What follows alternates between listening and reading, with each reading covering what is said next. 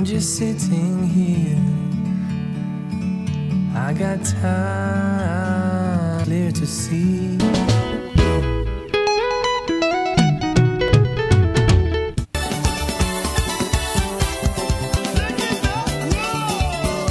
En direct de Bruxelles, le groupe Kinebouché de JC Mozongonza Kessa Aye le Soussou avec la maison Haute Couture GMB John M. Boston. Coca moi. Le groupe Kinebouché na kacha Bruxelles balobi ba kroko ya solo mokoto ya solo GMB.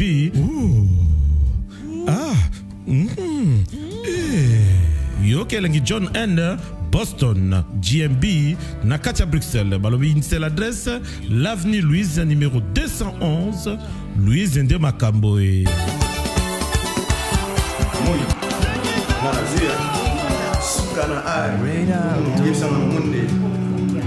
Et ça la peka ya solo ya solo peut-être ba ABC yo. Balobi mokoto ya solo na etaleli. Na emekeli. Yo kelengi. Na John M. Boston. John M. Boston. Ndé Makambo. John Boston, la classe, la différence, la qualité. Congolais, défti. Avenue Louise numéro 211 na ndeko na biso congolais, consommons congolais. Ya ndeko na biso Kinebouché. Oh, nous c'est magasin ya Kinebouché. Ezalaka na Congo, alors basel biso ngo na kati ya Belgique. Just Congo number one. Kenga malove gaongali yanzana tambola sandala na oembe didi daveli bodo Dias Congo TV to s'abonner massivement bokota ebele boko makambo boko ba son boko ba théâtre la kitoko ba film ya kitoko ba émission kitoko ba télé réalité ya kitoko wap Dias Congo TV boya oboko simbalise Kenya ukangile mponje obaki ba mosondo bo Dias Congo TV kata ba masa samba basimbali ginya babaka lo somme basimba lo pumo benga bangu mosondo bo lizemba na likinya Dias ça va bien Happybox TV, c'est la télévision autrement. Envie de voir vos chaînes préférées du Grand Congo, africaines et autres, obtenez pour Happybox TV. Happybox TV, c'est des chaînes live, des sports, des films et des séries sans limite, des théâtres de chez nous, avec des chaînes exclusives comme Télémaboki, Cinépack, Maranatha TV, Excellence TV, Boulevard des Stars TV et autres, des dessins animés à gogo dans plusieurs langues pour les enfants, des chaînes religieuses et chrétiennes non-stop comme Hit Gospel, Christos TV, Pactol TV et autres. Avec Happybox, ne ratez aucun événement sportif et tous vos divertissements. Avec Happybox TV, vos chaînes préférées accessibles directement sur le smartphone et tablette à partir de son application Android. Des chaînes à gogo en Full HD et 4K. N'attendez plus, achetez votre box Happybox TV à 50 € plus un mois de gratuit.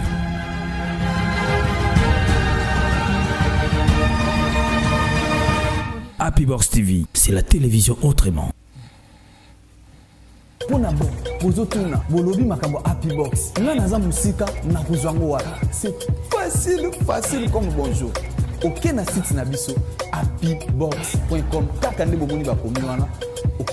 Obeti na acheter box. Okoti, o contacter biso, to ko expliquer comment nino ko sala po ozwango et pas ya ba distributeur na biso baza partout dans le monde.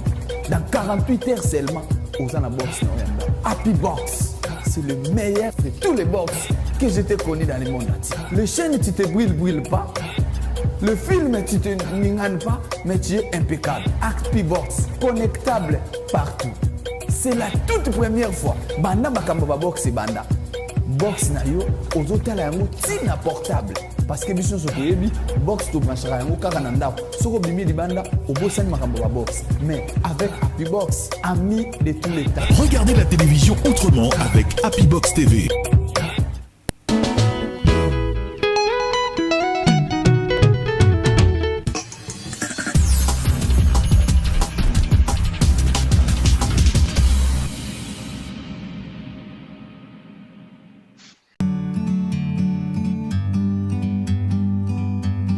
a bird on a tree.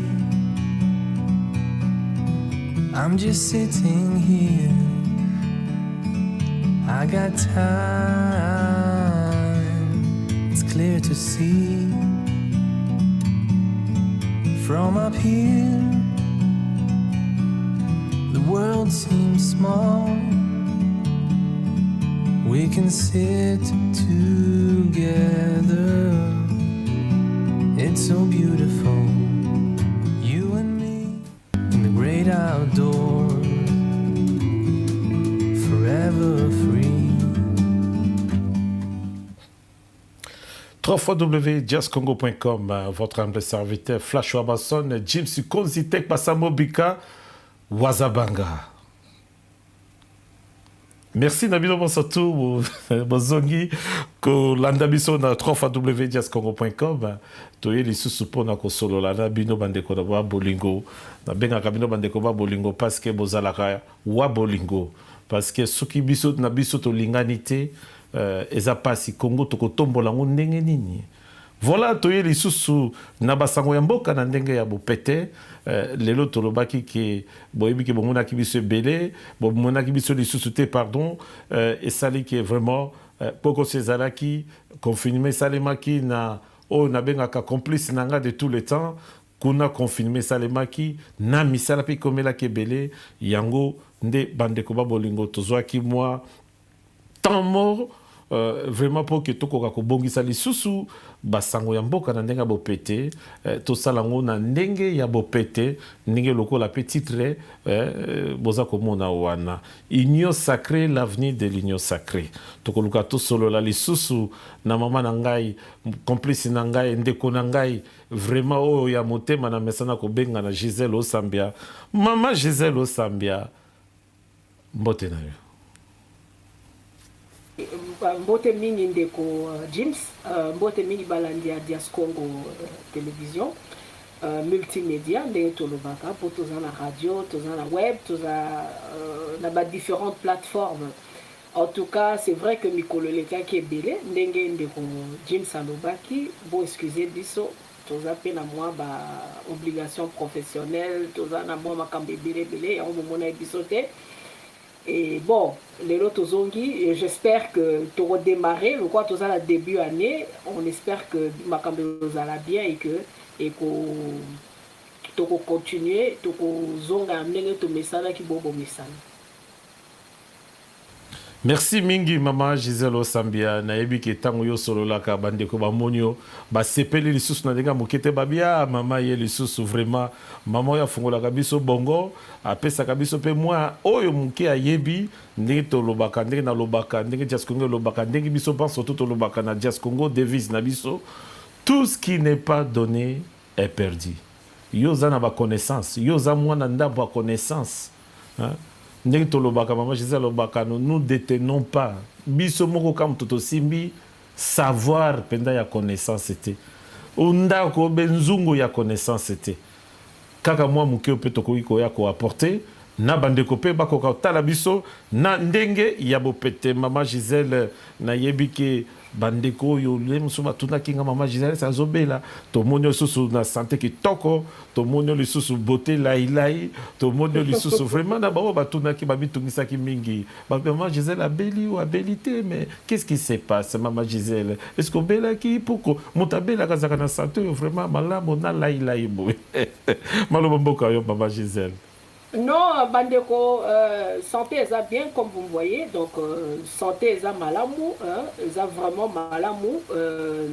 C'est vrai que tous les cas, moment très difficile, binomo boye bi makamba pandémie oyo, tous allés confinés, là en Angleterre, na United Kingdom tous allés confinés et en dehors il y a bien na lobaka, na vie professionnelle et que obligation professionnelle nangai et c'est que naza plus na musala je suis plus demandé il y a au moni et zosala que nazali un peu moins nazaki un peu moins na komaki moins invisible mais n'empêche tokosa l'effort to lukato meka ko honorer l'engagement na biso o tozwa na bino bandeko balandi mais nzoto eza bien bino mo bozomona rien à dire. Sauf nous autres, les amis, nous autres, ça qui passe, nous autres, les amis, pas obligation professionnelle, nous autres, que la CIL sera parfois dans une ère beaucoup tardive. C'est vrai que tout ça, télétravail, mais moi, le a changé de technologie. Tout ça, vidéoconférence, ce qui fait que parfois, on a un peu dans une heure beaucoup tardive et on est un peu fatigué.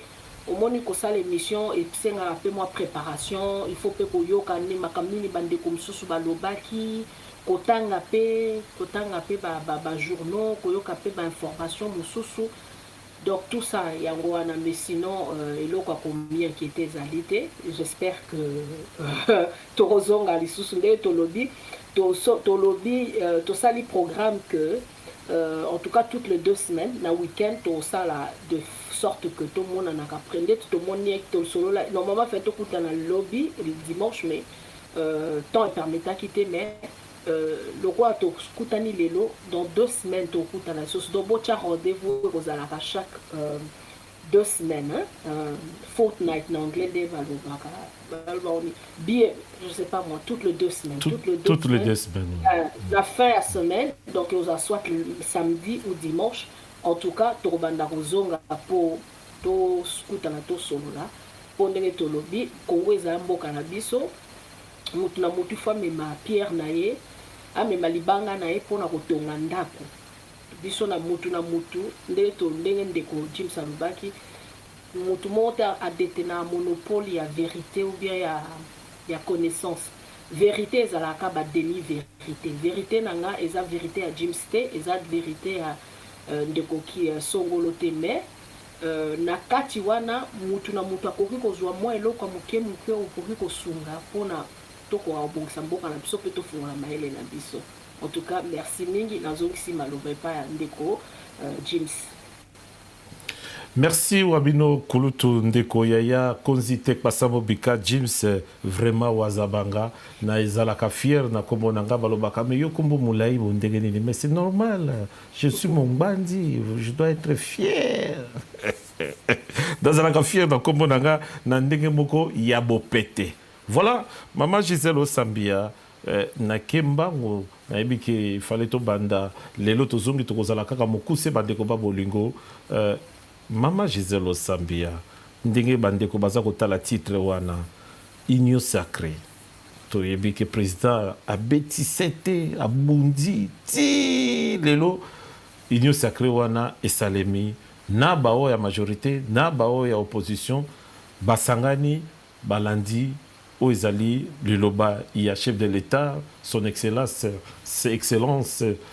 Félix Tshisekedi Tshilombo. Mama et belé pa ba congolais bakomi na keba tolingi toyeba opinion na yo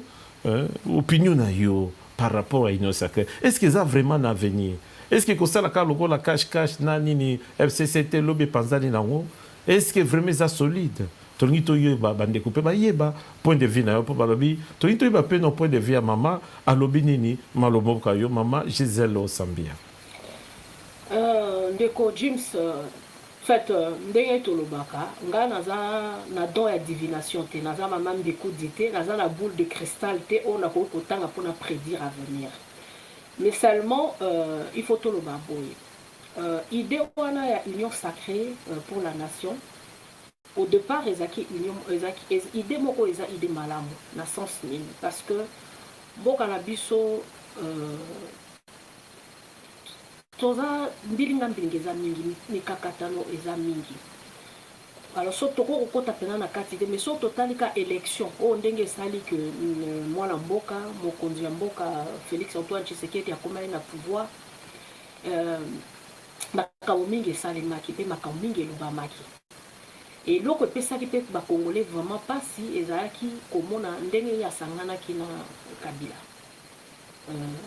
En tout cas, sur total, une grande majorité à Congolais bazana un mauvais souvenir et à pouvoir et à Kabila.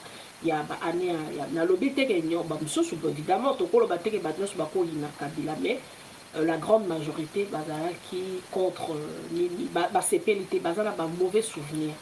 Alors idée ya union sacrée tangu bato bayoki ye président ya mokonzi ya mboka ayokaki kolela ya bandeko ne kolela kutu te koyimayima wana kutu eza kolela te bato bayimaki mingi mpe ye moko amonaki ete bokoso ezalaki yango wana amonaki ezalaki malamu asolola na bandeko na ye kasi ntango abandaki union soki totali na ebandeli ya union sacrée alukaki ndeko na ye mwana mboka Jean-Pierre Bemba Kombo oyo azali président national ya mouvement de libération du Congo azali leader ya mouvement de libération du Congo alukaki mpe ndeko na ye mwana mboka Moïse Katumbi Chapoy oyo azali leader ya l'ensemble. En tout cas tokolobaki au début charpente ossature ya union sacrée toloba squelette hein? Donc eloko esali kotelemisa union sacrée au départ ezalaki apport wana azwaki pa bandeko na soki azwaki apport wana te je ne pense pas que alingaki azwa makasi ya koleka koloba na miso ya bato ete nalembi nalingi lisusu kosala na bandeko na biso wana FCC te mpo bandeko ya FCC bapesaki ye pasi kasi bato nyonso basepelaki mpe bandeko mosusu bafrank diongo tokokoki kominimize bango te bato mosusu oyo bazalaka toujours farouche oyo bandima mpenza makambo ya nini ya kabila te bazalaki yango eloko mpenza bato basepelaki kasi lelo avenir ya union sacrée yango nde eloko biso tokomi kobanga parce que on a comme l'impression omoni bandeko na biso ya FCC bandeko na biso ya FCC bazali bato moko baza bandeko na biso mais moi je crois que na mboka na biso bato soki vraiment c'est pas que toujours ça discrimination mais faut bato ya FCC ba sanctionner bango ba frapper bango à un moment donné que ba exercer le sous non ba activité politique te parce que donc on dirait par un instant na éviter soki ba flaira makambo bango nyoso balamo bakini bayena bayembala moko na nini na union sacrée. Bon, c'est vrai que nous sommes dans 4 FCC Bazamabe. C'est vrai que Batu Soupé, c'est vrai que Bazalaki na nini, Bazalaki peut-être na FCC par Bazalaki Kobanga. Pour Batu nous sommes Bazalaki na Kabila Bazalako Sepelana. Vous savez, la vérité c'est que le tyran, Moto Aza tyran, azarana ba mité azarana mat ba sepela na été ba vanda rapona intérêt na bangoka peut-être pour na balia pour bazwa moi positionnement so oza tyran so ozo nyoko la batu so ozo sa bat mamba mabe na ndimite ke bat ba osepela batu pena ba osepela na le tyran non pas d'amis so botangi livre ya nani philosophe français na Étienne de la Boétie hein le discours sur la la servitude volontaire. Au moment à quelque part à l'obi un tyran n'a jamais d'amis. Aza mutu po ozala mina mutu aza tyran deni po oko sekana le lobby na tonga zwa bwa kyo na libulu abanyoka na libulu abanko ibaliyo. Kasi omoni na modèle ndenge union sacrée ndenge komi ko kendele ndenge tomoni on dirait comme le la blanchisserie. Blanchisserie, ça veut dire que Batunyoso, c'est vrai que le président Zaki a besoin de constituer une majorité dans l'Assemblée nationale pour épée ça épée ma casse pour partir à l'Assemblée nationale le Parlement de ce qu'on va voter à vouloir et ce qu'on va faire les qui sera ba makambe belé mais net ici ko topé cet exemple na uti kolanda bande konangai Pierrot Louara na Peter Tiani total net par exemple élection ya Sénat ya bureau ya Sénat toyoki ndeko Carola Guito Azali Azoko tia candidature mais comme deuxième vice-président Azazo qui que Ster Yanini ya Sénat et ça biloko ils ont choqué Garozon que la rôle soumingi peut-être pas quand ça les a acharné moment n'amboka na biso Congo les gens pensent que son mutuazo lobama comme c'est que c'est par jalousie c'est par haine non tozo ka mutu lokola Carola Guito par exemple pour eza tozo lobela dolo toko ozongi la ba kam soto to pesa ka eza présent à venir à union sacrée comme kobangi ça pour mutu lokola Carola Guito so bolandi parcours na ye ndengani akoma na Sonas c'est quelqu'un qui a été pistonné par Vital Kamerhe. Ça, c'est un secret de Polichinelle. Tant Kamerhe et Azalaki, secrétaire général, a été perdu. Ma pratique, voilà des peuples, nani président Aboyi. Népotisme, copistonné batou, kocha batou na babisi qui est mérité. Président, qui na discours naie, alobaki nini que il faut pour promouvoir excellence. Il faut évaluer bateau. Bon, à comme national ça sal makam.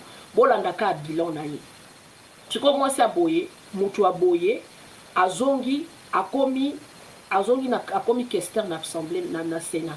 Et là on y échangé. Et là on y échangé. Parce que nalandi makabande ko Peter Tiani balobi. Tant ou même ba fini ndekone à moi si, moningane à moi si, moi la ndekona e moi si, me bijou Goya. Azaki parmi batu oyoyo aboyaki agangeli ndekona ye a comment ba reprocha ki ba reprimanda ki Chantal bijou Goya pour koloba que non yo koki ko toucher tant de mwambate.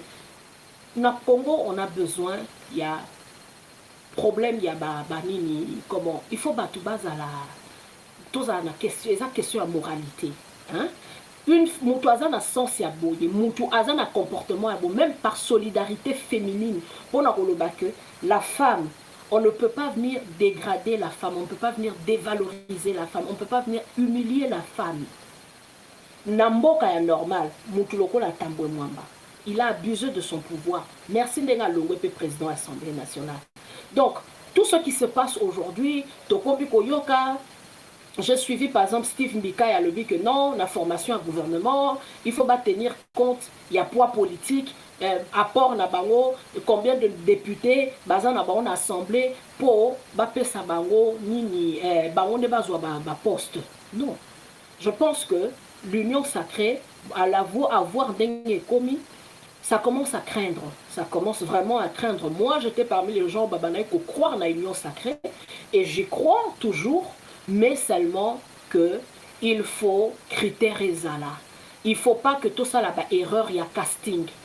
Hein? Au moins net temps pas ça la film hein? Bah ça la casting les ani bazuyo bah par exemple le rôle. Ah on jouer par exemple le rôle il y a papa mobo Amila Masanga. Bah pesio moi scène mobo balbi ça là non total yo rôle na yo il y a qui soulaire les andengenine. Bah Jésus peut battre sous temps sous 4 5 6. On a joué bien les barozoyer. Ce qu'on a mboka na biso na Congo, tout ça la erreur à casting. Tochara batu o ekokite na place o ekokite. Kabila a mesani saki bat lui-même étant médiocre. Évidemment, il ne peut que promouvoir la médiocrité. Quand on est tinga na zazoba, na ko linga te muto ande kinga mayele aza liboso nanga, kwa ko sala nga ombrage, na rozwa bateau bazara se. Mais soki lelo toza na posa que mboka wana kendi liboso tozo kota toza ki 60 ans d'indépendance année passée kota 61e année na biso yango tokomi mikolo mboka na biso ça dit muta sa komi koko alors to continuer kana na ba même pratique wana yango moni union sacrée wana ba komi ko craindre parce que et comme on dirait komi lokola bouée de sauvetage mutu so sala moi mabena oku okokimi okoti na kati. Mais bateau bazaki na idée originelle.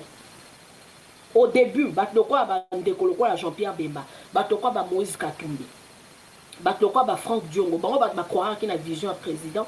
On dirait ba comme minoriser, on dirait ba comme tia bango de côté et tous ce gens là ba nani ba tout les batouana ya oyoyo bazo luka ko se positionner.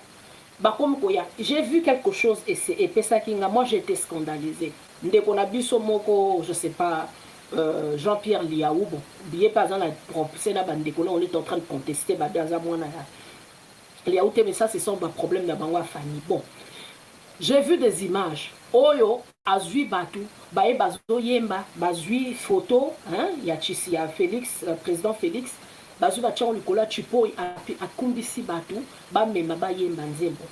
Est-ce que mutu aboy vraiment? Est-ce que c'est vraiment au français baloba quand quelque chose est trop beau pour être vrai, ça veut dire que c'est trop beau pour être vrai donc eza penza ya soloté. Pour makambo bazo sala wana, c'est même ridicule. Comment ko sala ba biloko aboy? Ko zwandeti ba effigie à président au Tiango na nini au Tiango likola chipo batu ba yemba. Donc ce sont des gens qui n'ont pas d'idéal. Bazana idéal mon côté.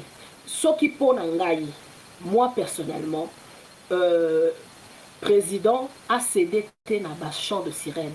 omoni union sacrée ezali espoir tolobi te ke kope sa solution mais il faut qu'à un moment donné toluka to banda quelque part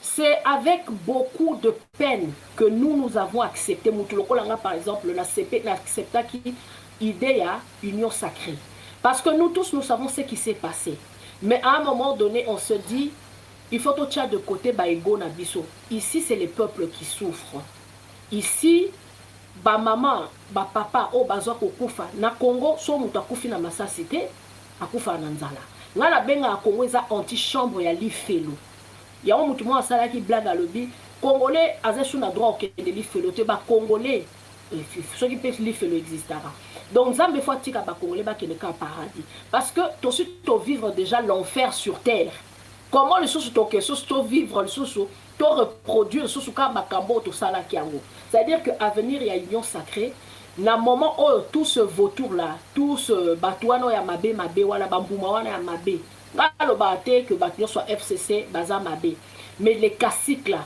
hein batloko la ba Carole Agito wana tout ce gens là ba Steve Mikai Bangoy Kasanji batouana nyonso auto yebi que bazaiki que balobi que non ba kokota na kati ya moto bakufa ils peuvent brûler vif pour na kabila du jour au lendemain bakomi atangande na vanda nazo kumisa nazo ko sepela na idée union sacrée mais je peux pas être tshisekidiste vous comprendre et ça compliqué c'est que le on a bimi bon a commencé à neti ba jalelo à Félix même ba tout na ba bimi mais maman qu'est-ce qui s'est passé est-ce que yo lié sous point Dakar là non sol biso misusu to adhérer qui to pas on a adhéré mais tout ça pour soutenir moi idée wana on se dit il faut toujours essayer au moment où on avait l'Angleterre ils ont beaucoup de pragmatisme l'Angleterre ils ont la bomeki so que simbité pour changer so que simbi pour continuer aux hommes on a tous la idée mon figé et là on a une approche moko boyé ça plus une approche moko ils ont pragmatique que tomekaka toujours to ko sala ka même makamute to sala ka même makamute yangwana makamuna ya kokoloba mais avenir réunion sacrée ndeko na ngai na modèle ondenga na zomonela soki batuwana ndeti ka tolobi to ba o Carole Agito aleki soki Kester o na minia gouvernement bozongi si ba Mendo Malanga bozongi si ba Steve Mbikai et bozongi si tout ce gens là et tout non hein au moni baati le kwebo il faut toloba quand même que atteindre quand même Kabila tête hein toko lo batte que sala ki to lo batte que y par opportunisme tout non alingaka cha candidature na Sénat bangonde ba cheke pandi likolo ozomona même na kati FCC ba randa ke vie difficile ba dédoubla ki même parti politique na ye ba bengana ki na kati parti politique na ye et tout entre autres bande collapso ba Jean-Lucien Boussa mtatanga ki nini lettre nini wana nini communiqué ya exclusion na ye et bango lelo bazan bango wana ba komi lelo na kati ya union sacrée donc tout ça ce sont de gens il ne faut pas combattre bazan a besoin bazocha eliki na kati ya union sacrée mais ceux qui kaka que tozo mona ondenge comme que et comme le quoi bouée de sauvetage ça vaudra pas la peine mais to ko na kati ya désespoir et espérons toujours.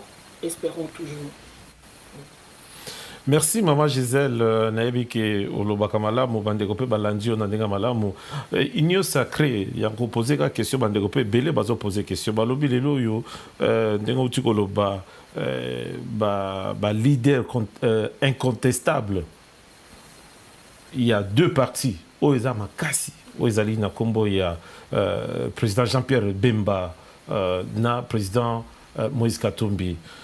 Vous avez vraiment question qui est qui n'a qu'à union sacrée ou à tout boy polémique, mais est-ce qu'il est vraiment tenir pendant zala poids pendant ningi loko là l'élu comme l'élu sans bande kwana ya bande kona biso ya majorité il y a plutôt il y a FCC même ceux qui bango ba yaki oya obokosimba lise Kenya okangile mponje obaki bango mosondo bo just Congo TV te kata bango masasamba bazimba liginya babaka losome bazimba lopumo benga bango mosondo bo lizemba na likinya bias ça va bien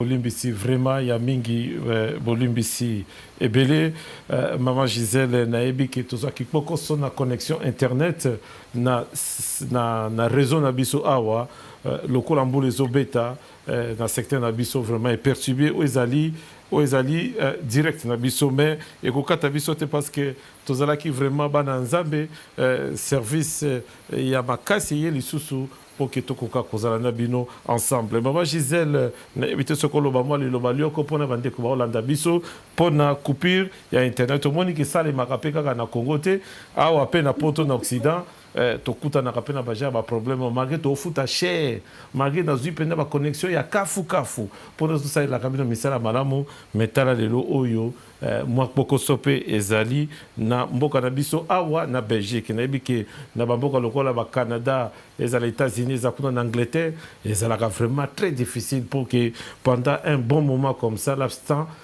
tokoka koza sans connexion internet donc il a fallu quand même ça la solution solution miracle était mais deuxième boîtier nanga oyoyo ezalaka pona ya secours ya mutu na tuko tia en attendant que na zappé na nos connexions na bango ya soi-disant fibre optique en tout cas fibre ya konga na makayabu mais maman Gisèle lobela moi lilabwa moi muke po bandeko bakoka kozwa yo na ndenga bala kosenga bolimbisi pona bandeko. En tout cas, nos excuses, hein, Bandeko Balandi, nos excuses, les Tolobaka, la technique parfois, les techniques ils ont un caprice nango. Donc, Ndeko Jim, ça doit qu'il moi beaucoup ça, il y a internet, les bolines dit ça. Je crois que tu vas continuer, tu vas partir, ou essayer le bagage, tu vas kangango, tu vas monter en gros, bon, on a page na biso à YouTube. Donc tu continues na masolo na biso poto zongela te na makambo déjà to stolobaki na zongisi malobe pa ndeko James. Merci beaucoup maman nanga Gisèle Sembe nayebi ki bandeko vraiment bazolanda biso na ndenge ya malamu merci na bino pona confiance na bino nayebi ki bolembaka te bolandaka biso technologie oyo eza pasi maman Gisèle na bandai koloba ke soki lelo ezali président Félix Tshisekedi a bengaki ba poids lourd ya union sacrée poids lourd en auto yebi mokili surtout yebi président Jean-Pierre Bemba na président Moïse Katumbi est-ce que absence na bango na union sacrée wana elinga vraiment pesa lelo poids makasi na oyo parce tozomona pena bandeko ya biso mosusu bandeko ya union ya IDPS na ko critiquer yango moni pe bandeko ebele banson mingi ni grande majorité ya ba congolais balobi est-ce que le fait vraiment ndenge asalaka bango na Lamuka na Genève accord est-ce que aye lisusu pe lisusu ko dribble ezali politique nambe est-ce que ayi lisusu abenge lisusu kaka ba poids lourd wana ba ye lisusu ana bula ko dribbler na yebite mama préoccupation ya ba congolais mususu wana yo monyango comment opinion na yo maloba mboka yo olobi déjà na makambo misato d'abord na lobaki alors na lobi sans apport ya mwana mboka Jean-Pierre Gombongo leader il y a un mouvement de libération du Congo sans apport il y a moi le mboka Moïse Katumbi Chapwe nandimité que ndeko Félix akokai kozwa makasi ya kotelema liboso bandeko na ye ya bandeko na ye koloba ete akabwani na bandeko na ye ya FCC po ezalaki mwa bitumba ya makasi il faut tozala na mwa humilité wana ya ko reconnaître biloko wana omoni eloko ebomaka biso bakongolais c'est quoi tozali toyebaka ko reconnaître bato te toyebaka tozala et moi j'appelle ça c'est de la mauvaise foi ezala kozala na malhonnêteté soki ndeti na yo osungi ngai il faut nayeba koloba ete ndeko na nga James moto asungi ngai kasi eloko wana ezanga mingi omoni lelo bato baza koloba nini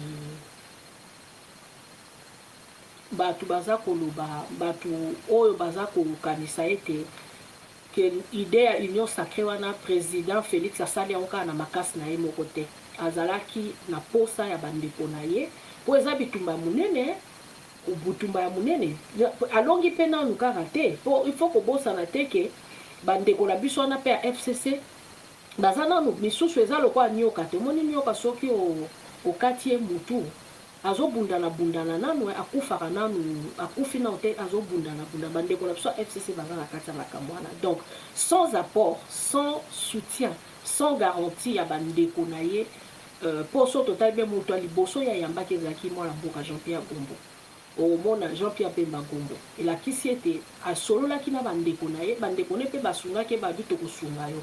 Donc c'est ça.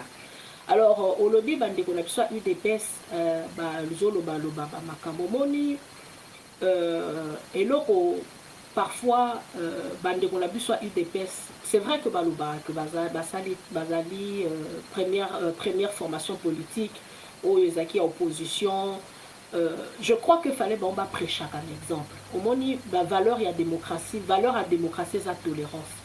Valeur à démocratie, c'est condiment, contradiction, la contrariété. Valeur à démocratie, il faut que vous rappelez à moi esprit à transparence. Bon, on a évité bandeko na biso à UDPS. Baza toujours la tendance à minimiser bato. Est-ce que bato sur ma vote qui Félix baza bato UDPS? Non, bato sur ma vote qui Félix baza bato UDPS. Et bato peut pas voter Félix en 2023 ba on se baza bato UDPS. Ata na mboka ata ndenge yo vandi na Belgique wa na pe soka ka exemple là tu te vas la vandi na kati na mboka na par exemple na Angleterre ou peut-être na ko comprendre tous en a parti les bords tous en a ba conservateur et tout mais ça ba tout sous pe bazar na ba on a carte à parti politique mon côté mais ba yo ki ka discours abi bon on a voter peut-être les bords on a voter peut-être nini na voter peut-être Batori mais sans que bazala membre donc il faut pas tirer ba discours wana. Moi je crois que bah il fallait pas prêcher un exemple mais on dirait que comprendre un peu la politique à omingité ils pensent que la politique est à finga est à kosa est à désinformation dénigrer bateau. Moi je pense que c'est pas comme ça. Nous avons besoin il y a qu'on consommer les rôle à la partie politique et ça peut comment former bateau à la citoyenneté au civisme.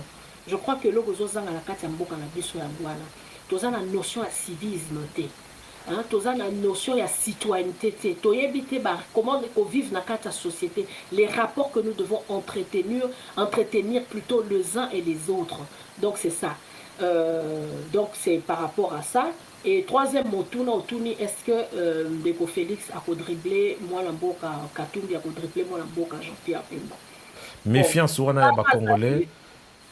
Méfiance wana ba congolais par rapport à ndenga salaki bango kuna est-ce qu'il y a kosala sou bango te a lombi bango bazungi lisusu et soki qui est se respecter l'histoire et se répéter dans le moment wana est-ce que vraiment peuple congolais dans son entièreté dans son ensemble plutôt est-ce que bako mona lisusu président Félix c'est vraiment moto malobomboka yo nga nakoki engager peuple congolais te nakoki engager te parce que naza na mandaté mais ce que moi je peux dire ceci nga naza na boule de cristal te naza maman bikudi te pona yebelo oni nakoki koloba. C'est vrai que ce qui s'est passé na Genève yé mon président yebi pourquoi asalaki yango. Bon aujourd'hui to comme on a fait que peut-être qu'il fallait qu'à asalango pour kota na kati ya système pour comme comporter ba fruit. N'a pas gagné pendant qu'on sauté mais assis à Longo quand même tout le monde que Batleroy Batambe Mwamba hein oh Batunios baye bien qu'il pouvait insulter n'importe qui. C'est un monsieur qui brille arrogance na insolence na oh vraiment et scandalisera Batu mais les lois azawate Batleroy Bajanine Mabunda on pouvait pas penser que elo quoi ne correct que salima. Peut-être que les acquis stratégiques il fallait côté la carte système pour pulvériser le système à partir de l'intérieur. Alors, ce qui est là à lobby que ce qui est là à dribbler des bandekunaï ou ya beni basunga. Mais c'est lui qui sera comptable na Babylone naï. Tout ce total dans 2 ans yangoyo. Asali azaki na batu bandekunaï ya FCC ba partenaire naï. 2 ans et Keika boy. Au fait, qu'est-ce qu'il a fait? Asali lo monté. Tozola la tozola moka. Donc ça veut dire que ceux qui a couillonné bandeko nae, comme on dit, excusez-moi le terme, il y a un souffrir en 2023, c'est lui qui va rendre compte au peuple congolais parce que 2 ans en gros, ils ont compté. 2 ans en gros, ils ont monté Salemi. Donc, Azongeli sous Kabila, parce que Azongeli Kabila, ayeba que, en tout cas, là au moins, sauf naloba milité, mais moi je crois que 70% des Congolais vont contre Kabila. 70% des Congolais vont contre partenariat FCC Cash. Donc c'est pour dire que to prêter ba bonne ba mauvaise intention te. Au moninga la za mutu moko peut-être aussi par rapport à musala nanga msusu na salaka na linga na jugera batute. Nazara toujours ouverte. J'accepte toujours la croire la bonne foi à mutu. Puis na croire na ba potentialité à mutu. La croire que mutu est capable toujours à changer positivement. Que Moutouaza est capable de redonner le meilleur de lui-même. Donc, moi, je pense que c'est ça, tout ce que nous pouvons dire, c'est ça. Mais ce qui a sali, qui peut dribbler Bandekone, c'est lui qui va rendre compte au peuple en 2023. Bilan naïe, à Ozong et la bateau, Bazo, Ochae, Panzi, Likolo, et après 5 ans, et aux anines. Parce que ils sont montés au monde à Makam, na Kinshasa, Maïza, le sous-souté, et comme ils sous-soupirent, c'est vrai qu'il a hérité d'une situation catastrophique parce qu'il faut tous rappeler honnête. Hein? Batou, Maï n'est pas matin à Kinshasa, comme on a nos autres à Chilombo. Non, Maï est matin depuis Kabila. Bon, quand on est débat qui Kabila, il a détruit ce pays-là. Et moi, Naza, Yebi que Félix a coquille pas pour Sambo en Congo. Mais il peut mettre de base. Vous avez il faut avoir une base. Au moment tozota bamboka mususu ya baninga totala ramba mboka lokola Ghana.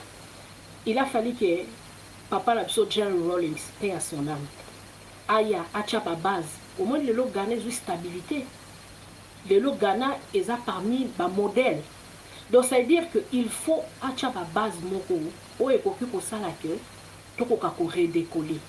Mais ce qui a le dit que asala a dribbler baninga na e asala ndenga salaki. Mais dans le but, il y a un comptable, il y a un rendre compte de la Congolais. Bilan na yende bako juger, so razana pour ça, aller comme président en 2023, ou bien quelqu'un d'autre de l'UDPS.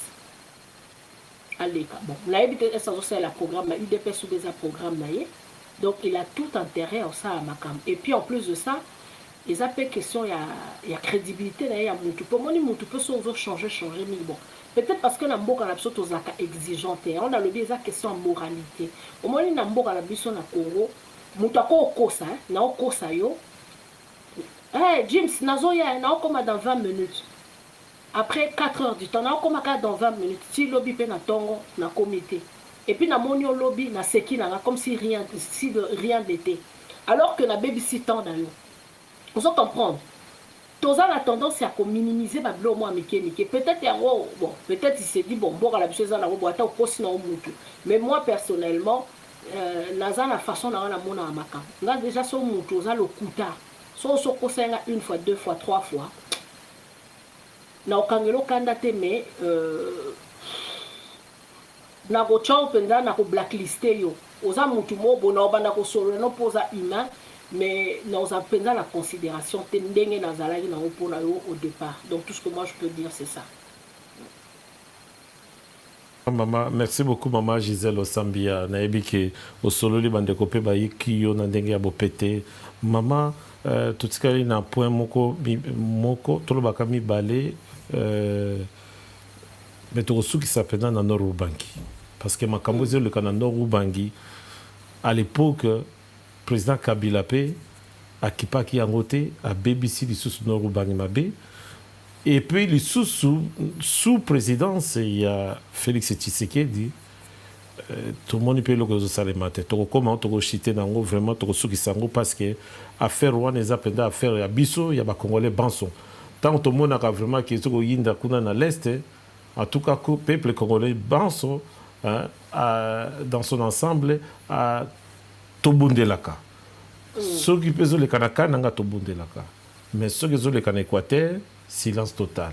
Pour quelle raison? Tout le monde bango maman point de vue na yo parce que ezo sala pasi ba maman bazo kufa ba maman ba leki bana mike baza kozala violer mais silence radio. Maman, avant que tu chite na point wana, na kotala ke tomonaki président Joseph Rousseau, ex-président il y a RDC na kombo ya Hippolyte Kanambe o babenga ke mingi Joseph Kabila asalaki mobembo à partir ya Zambie.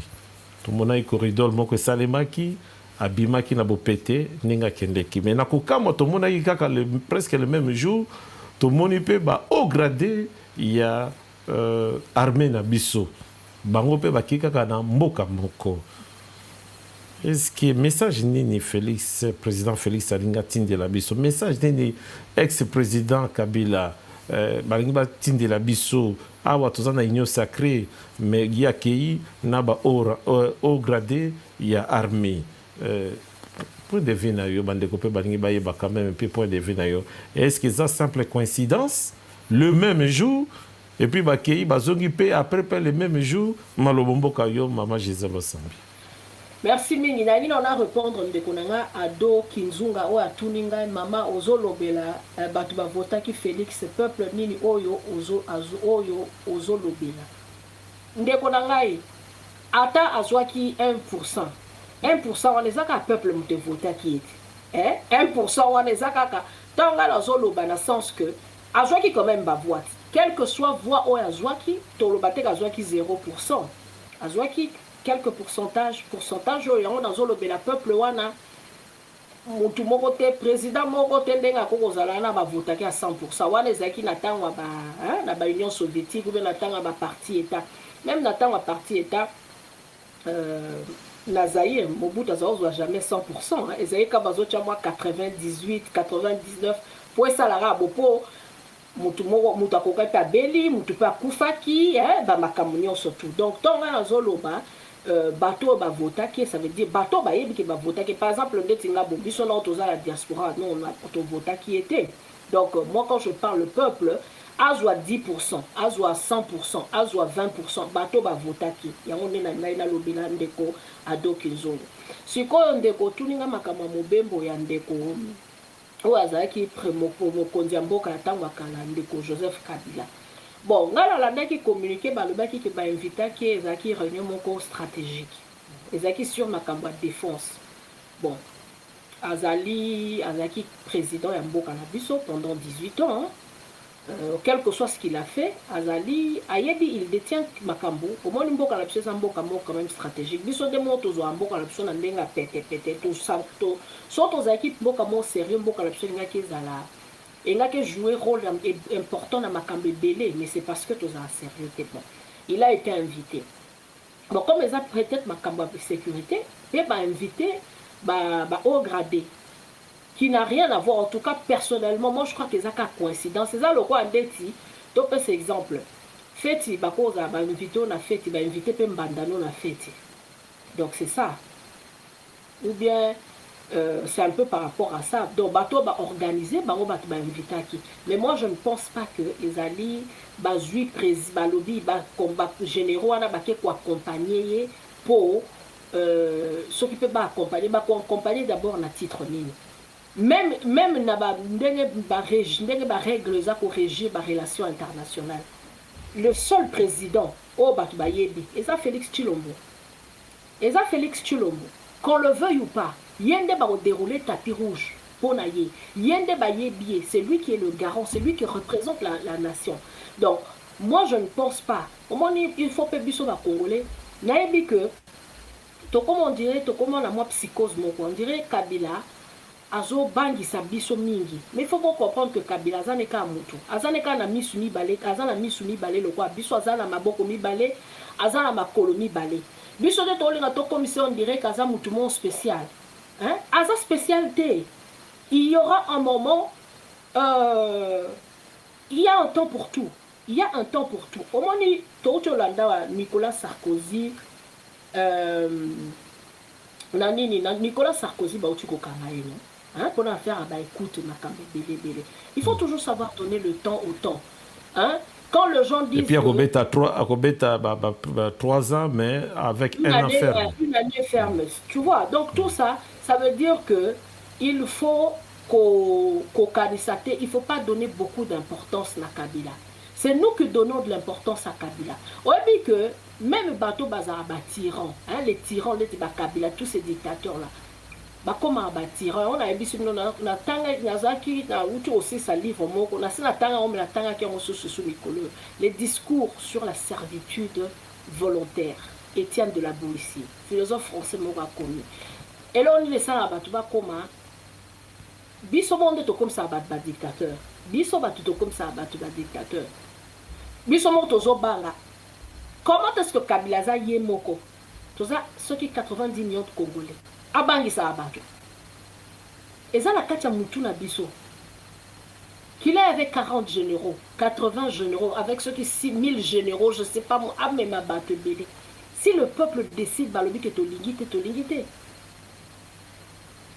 Pourquoi? Et ça le Rwanda est longa nyavanda au moins je connais la thèse. Je sais ce que le Rwanda a ça en Nabiso. Je connais. Je ne peux pas refuser les rapport dans Kambébélé. Mais seulement que moi je me pose la question. Pourquoi Tokoma Makamunyoso, c'est le Rwanda. Makamunyoso c'est le Rwanda. Mais dans tout ça, c'est comme Biso, qu'est-ce que nous faisons? Qu'est-ce que nous faisons? Au moins, ça est un peu moins parallélisme. Moi, je crois que c'est une coïncidence et tout et tout. Mais bon, ce qui même il va aller comploter contre le Congo. S'il va aller comploter contre le Congo. Mais maintenant, Biso va Congolais. Moi, je me pose toujours la question. Quelle est notre part de responsabilité dans tout ça? Pourquoi nous devons accepter que Batba a servir Biso? Pourquoi tu dis que Batou va mater Biso? C'est ça le problème. Moi, théorie de complot. Moi, je suis plus dans le pragmatisme. Qu'est-ce que nous devons faire? Oui, Kabila, il est parti. Ce qu'il faut faire, c'est que c'est quoi? Et là, on dit que Kabila a hors état de nuire. Et les personnes qui bateau stopper Kabila, ce n'est même pas l'armée, c'est nous d'abord le peuple. Biso peuple de Sotolobina Kabila que nous ne voulons plus que Osala Makambouana. C'est même tout ce genre là-bas, dirigeants à la Nyon. Si nous disons que nous ne voulons pas, et Osala les mater, même tous ces généraux là. Aujourd'hui, vous savez, il y a le monde, c'est plutôt ça sur l'état de nature, hein, où c'est la guerre de tous contre tous. On a la moukina ton la bétio massasino. To souscrire na ba convention internationale en ba makambébélé, hein. Oko la mukaka atena tongo yo bomi batu. Oui, oko bomba batu moko mi balé mi ça tout sous silence et tout. Tu peux pas tirer sur 1 million de peuples de la bateau et puis on va te laisser ton bâti qui au sali makam n'importe quoi. Ne faut plus sur ba congolais, to comme à la niveau ya ko comprendre wana. Like a bird on a tree, I'm just sitting here. I got time, it's clear to see. From up here, the world seems small. We can sit together. It's so beautiful, you and me. We meant to be